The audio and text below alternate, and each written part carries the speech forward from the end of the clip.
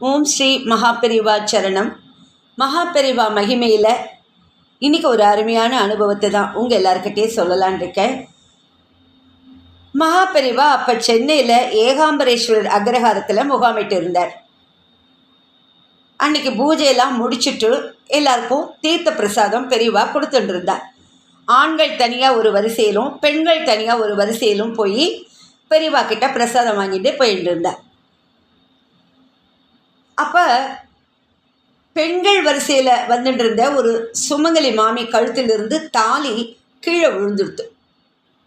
அந்த மாமிக்கு அது தெரியல, தன் கழுத்துலேருந்து கீழே விழுந்தது தெரியல.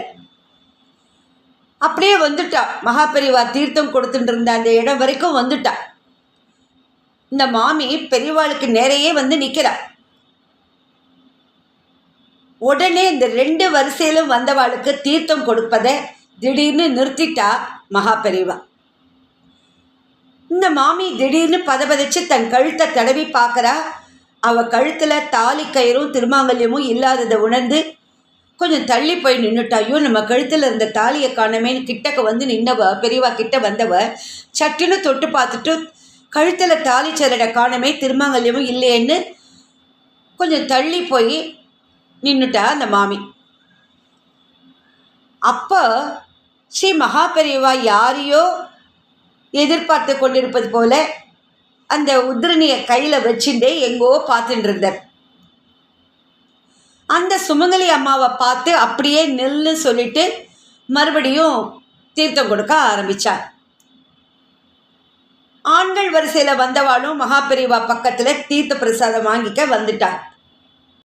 இவர்களுக்கு அப்புறம் பெண்கள் வரிசையில் வந்துட்டு இருந்த வேற ஒரு சுமங்கலி மாமி அந்த வரிசையில் வந்துட்டு இருந்த போது அந்த கீழே விழுந்த தாலி கயிற்சியும் திருமங்கலத்தையும் தன்னோட மடியில் பத்திரமா எடுத்து வச்சுட்டா. அந்த மாமி பெரியவா கிட்ட பிரசாதம் வாங்கிறதுக்கு வந்துட்டா. பெரியவா அந்த மாமியை பார்த்து சொல்கிறா, இதோ நின்று அழுதுன்னு நிற்கிறாளே, அவளை பார்த்தியா? அவள்கிட்ட அந்த திருமங்கலத்தை கொடுத்துரு அப்படின்னு சொல்கிறா பெரியவா. அப்போ அந்த அம்மாவோட உடல்லாம் வேர்த்து போயிடுறது, பயந்து போயிடுறா, நடுங்கிடுறா. அப்படியே மகாபெரிவா அவளை பார்த்து சமாதானம் செஞ்சு, உனக்கு கழுத்தில் திருமாங்கல்யம் இருக்குது, அதோ அழுதுண்டு நிற்கிற அவளை பாரு அப்படின்னு சொல்லிட்டு திருமாங்கல்யத்தை அவகிட்ட கொடுக்க செய்தா மகாபெரிவா. அந்த அம்மாவும் அதை வாங்கிட்டு கட்டிக்கலான்னு பார்த்தாக்க அந்த தாலி கயிறு கீழே விழுந்ததில் சரியா இல்லை. எப்படி இதை திரும்ப நம்ம கட்டிக்கிறதுன்னு யோஜனை பண்ணிட்டு நிற்கும்போது மகாபெரிவா தன்னுடைய சிப்பந்தியில் ஒருவரை கூப்பிட்டு அங்கே இருக்கிற வயதான இன்னொரு சுமங்கலியும் அழைச்சிட்டு வர சொல்லி ஸ்ரீ மகா திரிபுர சுந்தரியின் காலடியில் வைக்கப்பட்டிருந்த வேற ஒரு திருமங்கலிய சரட்டினை எடுத்து வர சொல்லி அந்த வயதான சுமங்கலியை கொண்டு இந்த அழுதுண்டு நின்றிருந்த அந்த சுமங்கலியின் கழுத்தில் கட்ட சொன்னார். அந்த அம்மாவோட அழுக அப்போதான் நின்றுது. மனம் நிறைஞ்சு சந்தோஷப்பட்டா அந்த அம்மா. அதுக்கப்புறம் அந்த அம்மாவை அழைச்சி தீர்த்தம் கொடுத்து ஆசீர்வாதம் செஞ்சு அனுப்பிச்சா மகாபெரிவா.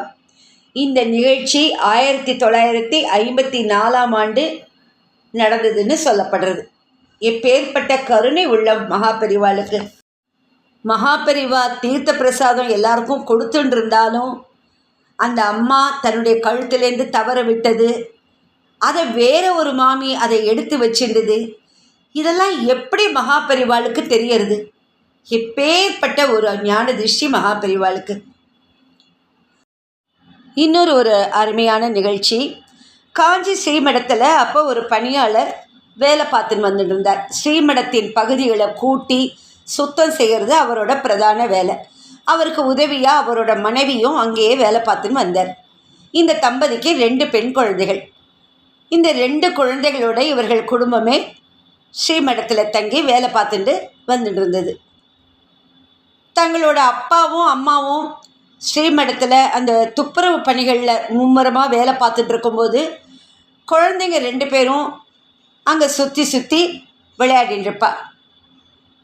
குழந்தைகள் இந்த மாதிரி ஓடி ஆடி விளையாடுவது தங்களோட வேலைக்கு இடைஞ்சலாகவோ இல்லைன்னா ஸ்ரீமடத்தில் தரிசனத்துக்கு வரும் பக்தர்களுக்கு இடைஞ்சலாகவோ இதர சிப்பந்திகளுக்கு தொந்தரவாகவோ இருந்தால் ஒரு அதட்டல் போட்டு அவர்களை கண்டித்துவிடும் கரார் பழக்கம் இந்த குழந்தைகளோட அப்பாவுக்கு இருந்து வந்தது. சில வேளைகளில் முரட்டுத்தனமாகவும் நடந்துப்பார். ஒரு நாள் அந்த குழந்தைகளோட தந்தை ஸ்ரீமடத்தை கூட்டி சுத்தம் செய்துருந்தார். அந்த நேரத்தில் அவனோட பெண் குழந்தை ஒன்று வழக்கம் போல் அங்கேயும் இங்கேயும் ஓடி ஓடி விளையாடி கொண்டிருந்தது. இன்னொரு குழந்தை வேறு ஏதோ ஒரு இடத்துல விளையாடிட்டு இருந்தது. ஒரு முறை கண்டித்து பார்த்தார். அதை பொருட்படுத்தாமல் மீண்டும் மீண்டும் ஓடி ஆடி விளையாடுறத பார்த்தோன்னே கோபம் வந்துடுறது இந்த குழந்தைகளோட அப்பாவுக்கு. தொடப்பக்கட்டை, ஒரு தடவை சொன்னால் கேட்க மாட்டியா அப்படின்னு லேசாக கையை ஓங்கி அடிக்கிற பாவனையில் திட்டார். குழந்தை மிரண்டு ஒரு ஓரத்தில் போய் பதுங்கி நின்றுது. அந்த நேரம் பார்த்து மகா பெரிவா தன் சிஷ்யர்களோட இந்த ஊழியரை கடந்து போயின்னு இருந்தார். தொடப்பக்கட்டைங்கிற வார்த்தை தன்னோட காதில் விழுந்த உடனே வேகமாக நடந்து போயின்னு இருந்தவர் அப்படியே நின்றுட்டார். திரும்பி பார்க்குறார். ஒரு சிப்பந்தியை விட்டு அந்த பணியாளரை தங்கிட்ட அழைச்சிட்டு வரும்படி சொன்னார். தன் மகளை தான் திட்டியதை மகா பெரிவா கவனித்து விட்டார். இது விஷயமா தன்னை கண்டிக்கவே அழைக்கிறார்னு பயந்து போய் அந்த பணியாளர் குனிந்த தலையோட மகா பெரிவா பக்கத்தில் வந்தார். எதுவும் பேசாமல் மரியாதையை வெளிப்படுத்தும் பொருட்டு வாயை பொத்திய நிலையில் நின்றுருந்தார். மகா பெரிவா அந்த பணியாளரை பார்த்து கேட்டார், இப்போ திட்டினியே, அந்த பொண்ணுக்கு என்ன பேர்? லட்சுமிங்க சாமி. இப்படி அழகான ஒரு பேரை வச்சுட்டு அந்த குழந்தையை இப்படி கூப்பிடுறியே, இது நன்னா இருக்கா? ஒரு தெய்வத்தோட பேரை உன் பொண்ணுக்கு வச்சிருக்க, என்ன அழகான பேர். அதை விட்டுட்டு தொடப்பக்கட்டைங்கிறியே, ஒரு பொன் குழந்தைய அப்படி சொல்லலாமா? தொடப்பக்கட்டைன்னா ஏதோ வேண்டாத பொருள், அசூயப்படுற பொருளுங்கிற மாதிரி அவளை அப்படி திட்டுறியே. எத்தனை பெரிய பங்களாவாக இருந்தாலும் தொடப்பக்கட்டை இல்லைன்னா அந்த வீடே நாறி போயிடும் தெரியுமா? ஏழை பணக்காரர் யார் வீடாக இருந்தாலும் சரி, தொடப்பக்கட்டை இல்லைன்னா வீடு பாழாயிடும். அதனால் இது போல் வார்த்தையை சொல்லி திட்டாத, குழந்தைங்க கிட்ட சிடுசிடுக்காத, வாய்க்கு அழகாக லட்சுமின்னு கூப்பிடு.